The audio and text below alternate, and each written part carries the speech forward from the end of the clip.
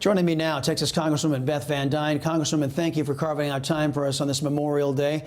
Your political opposition is a far cry from Ronald Reagan. Instead of the reverence we just saw for our armed forces, the socialists are seeking to divide our military along racial lines with the introduction of critical race theory. On the local level, they're defunding cops. On the national level, they're dividing our troops. Your reaction on this Memorial Day? I mean, I just looked at listened to the clip from President Reagan, and I mean, I want to go back to that time when you actually had elected officials who fought for and recognized the sacrifice that our military has made to be able to protect the values and the freedoms of our country. And what I see right now is not a country divided on being Republican or Democrat, but those folks who love America and American values and ideals, and those who apologize for it and hate it. And, when you look at the tweets that came out over this weekend, from the president or from the vice president talking about, oh, have a great weekend. This is not about having a great weekend. This is Memorial Day weekend, where we take into account all of those losses, those families who don't have sons, fathers, brothers coming home, husbands, because they actually took a stand and they supported American beliefs, across the seas, just to make sure that it doesn't happen on our property. And I'm sorry, but you listen to President Reagan and then you listen to President Biden. It's day and night difference. And you look at the budget that just came down. And if you want to talk about the priorities of a president, look no farther than their budget. I mean, he is stripping Homeland Security. He is stripping money from defense, opening up our borders. That's where we've come to in this country. Yeah. As a matter of fact, you mentioned those tweets. Let's get into that first. Both Joe Biden and Kamala Harris made no mention of our troops in their official tweets for the weekend. Biden saying only, quote, stay cool this weekend, folks, end quote, showing a photo of him getting an ice cream. Oh, that's so much tribute to our troops there. And then Kamala Harris saying, quote, enjoy the long weekend, with a photo of herself. Tone deaf doesn't cover it, does it, Congresswoman? It doesn't. It really doesn't. And you think about the folks that we've got right now in Congress. You look like a Congressman Mast, you look at Congressman Crenshaw, and what they have given up to fight for their country. And these are folks right now who are having to fight with this administration to make sure that we have enough money to defend our country and not apologize for it, but to be able to protect it. And you've got people that have been elected who really don't really seem to care.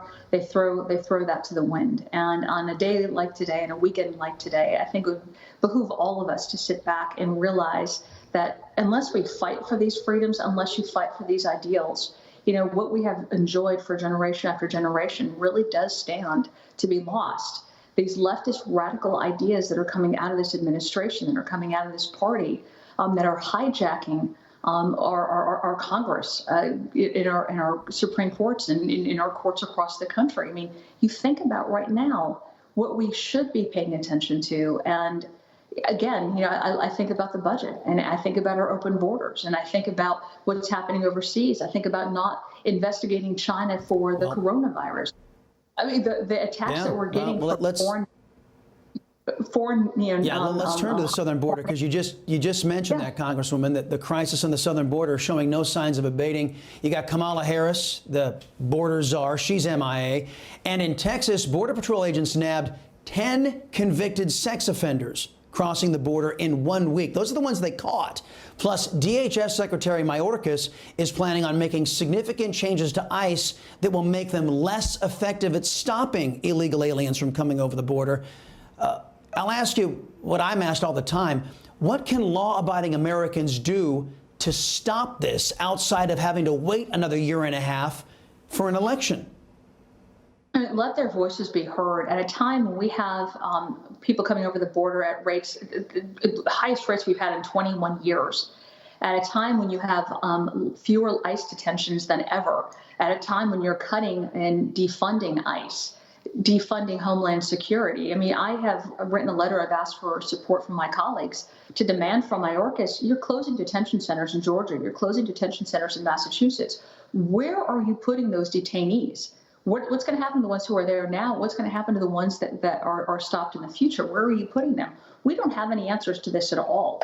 So, yeah, to answer your question, we do have open borders at this point, and we're stopping the folks right now who are in charge of removing those criminal elements. As you've seen, you've got sex traffickers coming over, you've got drug cartels coming over, human smugglers that are coming over our borders, terrorists that are coming over our borders, and you're cutting out the legs of Immigration and Customs Enforcement to do their job. And maybe I take this personally. You know, Chris, when I was mayor of the city of Irving, the city had a phenomenal partnership with Immigration and Customs Enforcement. And what it did is it led to our lowest crime rate in our city's history. We became the 5th safest city in the country because we had law enforcement officers work together to do that. And now we're going in the exact opposite direction, all-time highs of folks coming over the border. And as you mentioned, a lot of them are bad people.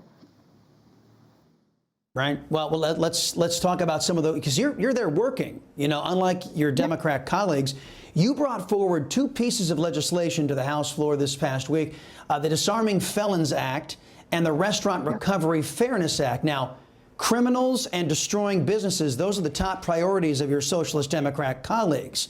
Do you think that your bills will even get a hearing, considering you standing against criminals having firearms and you standing up for businesses is so unpopular among Socialist Democrats? So it would seem. I mean, I was just criticized along with a number of my colleagues because we actually shared a tweet about a program that is being taxpayer funded, and we shared it, which was the Restaurant Revitalization Fund.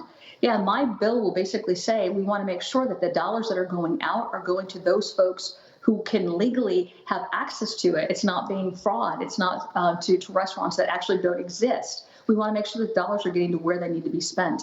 But as you saw, we're getting criticized because we're trying to advertise a program that we thought was vital. In fact, you asked if we're going to be able to get support for it from our Democrats. The Restaurant Revitalization Fund, Republicans tried to pass an amendment to double the amount that was available in that fund, and not one single Democrat supported it.